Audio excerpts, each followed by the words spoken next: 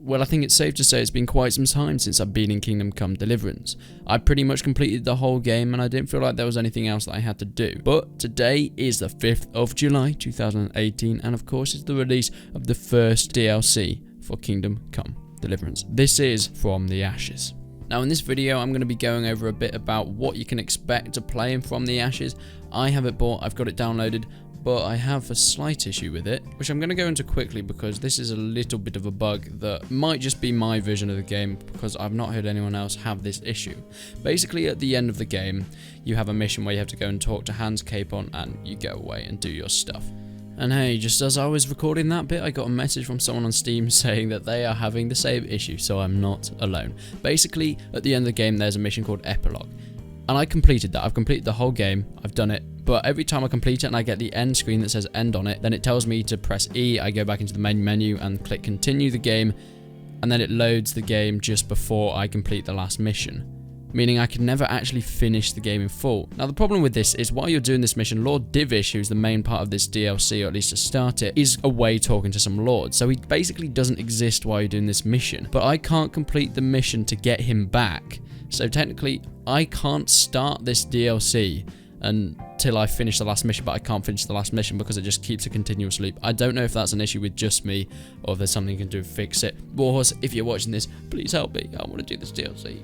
But for now, we're just going to be talking about it, sending some information to you guys if you guys haven't noticed that it's actually out yet and what you can expect from the DLC. Now, of course, in one of the missions, you take back Privoslavich from the bandits. Now, this used to be a bustling village and you have to restore it to its former glory. You are given the chance to become bailiff of this place. So you're building back up this village, but it's not really a city builder. In the video they explain how it's more of a financial or economic management game, where you're going between what you're building, whether the benefits and disadvantages of it, from having to pay out wages, from having the initial cost of actually building it, to what you get back from it in the long run. It's all implemented in the main quest, so you can do this pretty much, I've been told, pretty much any time after you do the mission where you take back Privoslavich. So it all sort of flows into one, unless you've got my version of the goddamn game. Of course, you're going to need money to rebuild this village. So whether you take up these missions as soon as you possibly can is up to you, but of course at the start you're not going to have a lot of money to be able to do things, but I guess it's more of a long run, a longer running thing, and it adds a different dynamic and gameplay mechanic to the game, whether you build something that's more expensive and put all your investments into that and then hoping it's going to regenerate you some money in the long run, or you start off small. But later on in the game, if you have more money, this is obviously going to be a little bit easier for you. Now there is an important money chest in this village. You've got to keep this chest filled with money in order to keep things moving throughout Privoslavich and the rebuilding of the town. You'll be paying for manpower and of course the initial expenses for things.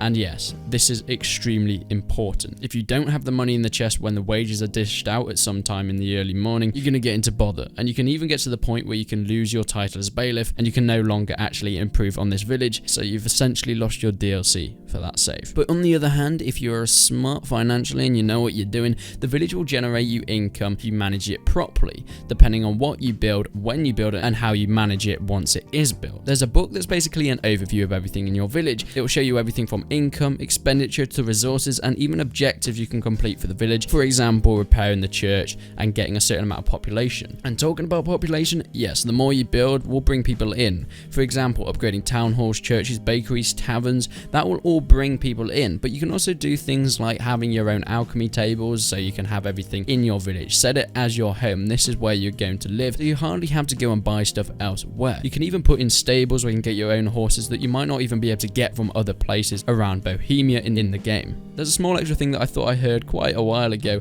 I think it was Toby when he was doing the interview for E3 of this DLC. Because you've got your own village and you've got your own market and small micro economy in here, a mechanic in the game is where you steal something, you rob something and you sell it in a village nearby, people are going to notice. But if you steal something from another village or from somewhere and you take it to your own town, you're the manager there. You own it. You can pretty much sell anything. So you can even make your own village into some sort of black market cartel place where you're going to be able to get stolen goods and sell it there, because no one's really going to question the Lord, are they?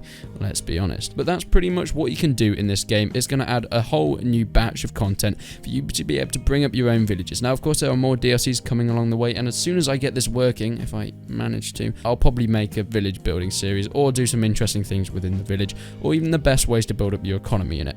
But if you guys want to see that, make sure you leave a comment down below. And if this video gets to 1,000 likes, I will try and get that video up in the next couple of days. So thank you so much for watching, and until then, I will see you in the next one.